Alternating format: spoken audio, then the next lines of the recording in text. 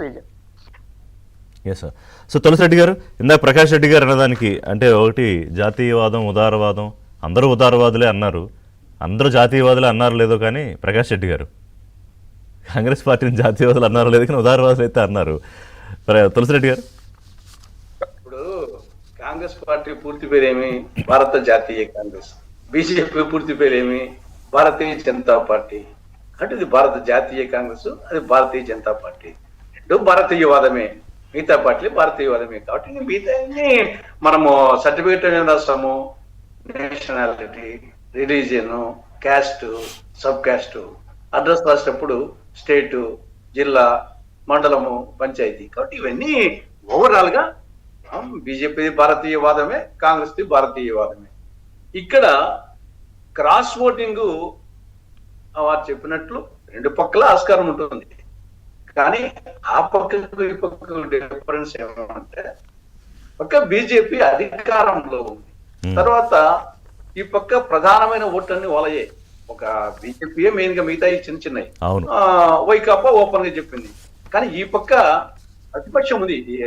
అందులో వచ్చేసి కాంగ్రెస్ తో పాటు డిఎంకే గాని, ఎస్పీ గాని, తృణమూల్ కాంగ్రెస్ గాని, ఇవి కూడా పెద్ద పార్టీలు ఉన్నాయి.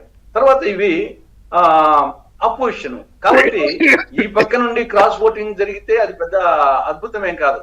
ఇండియా పక్క నుండి ఆ పక్క క్రాస్ ఓటింగ్ జరిగితే అది పెద్ద చర్చించాల్సిన విషయం ఉండదు. కానీ బీజేపీ పక్క నుండి, ఎన్డీఏ పక్క నుండి 438 కన్నా ఒక్కటి తగ్గినా గానీ దాని ఇంపాక్ట్ వచ్చేసి, నేను ఇప్పుడు చెప్పడం కాదు, ఎలక్షన్ తర్వాత చెప్పండి, 438కి ఒక్క ఓటు తక్కువ వచ్చినా గానీ అది బీజేపీలో ప్రకంపనలు సృష్టిస్తుంది. ఈ పక్క 10 ఓట్లు 20 ఓట్లు క్రాస్ ఓటింగ్ జరిగినా గానీ పెద్ద చర్చనీయాంశం కాదు. ఎందుకని ఆల్రెడీ అంత స్ట్రాంగ్ గా లేదు కాబట్టి పెద్ద ప్రకంపనలు రాకపోవచ్చనా? అందులో దండిగా పార్టీలు కదా అని ఈక్వల్ గా ఇప్పుడు కాంగ్రెస్, డిఎంకే, ఎస్పీకి బలమైన, అంటే దగ్గర ఉండే పార్టీలు ఇవన్నీ. తర్వాత ఓడిపోతామనే పరిస్థితి, తర్వాత వచ్చేసి అపోజిషన్. కానీ ఈ పక్క అది కాదు కదా, బీజేపీ వచ్చేసి మెజారిటీ, తర్వాత అధికారం ఉంది. ఇంత మాక్ పోలింగ్, ఇంత పకడ్బందీగా చేసినా కూడా ఒక్క ఓటు క్రాస్ ఓటింగ్ జరిగినా కానీ దాని ఎఫెక్ట్ వేరుగా ఉంటుంది. ఇది ఒక అంశం. చెల్లని ఓట్లకు సంబంధించి అంటే that is directly reflects Modi గారు ఇమేజ్ ఆఫ్ మోడీ గారా? అంటే చెల్లని ఓటు రెండు విధాలుగా, మనం చెల్లని ఓటు కాదు, ఇందాక మీరు అన్న ఒక్క ఓటు క్రాస్ ఓటింగ్, ఒక్క ఓటు అది డెఫినెట్ గా మోదీ గారి మీద నంబర్ 1 పడుతుంది, ఆటోమేటిక్ గా బీజేపీ అనేది వస్తుంది. కానీ మోడీ గారి మీద మెయిన్ గా వచ్చేసి ఆ ఇంపాక్ట్ అనేది ఆయనకు కొందరు గైర్హాజరైనా, క్రాస్ ఓటింగ్ జరిగినా, రెండింటిలో ఏది జరిగినా కానీ వచ్చేసి దాని ఇంపాక్ట్ వచ్చేసి వేరుగా ఉంటుంది. గైర్హాజరికి బహుశా కాకపోవచ్చు, హాజరయ్యి వాళ్ళ యొక్క వ్యతిరేకతను సీక్రెట్ బ్యాలెట్ చూపే అవకాశాలు చేసినా కానీ దాని ప్రభావం వేరుగా ఉంటుంది. ఇక్కడ తెల్లని ఓట్ల గురించి మాత్రం ఇది 1997లో 46 ఓట్లు చెల్లలేదు, 1997లో 46, 2017లో 11, 2012లో 15.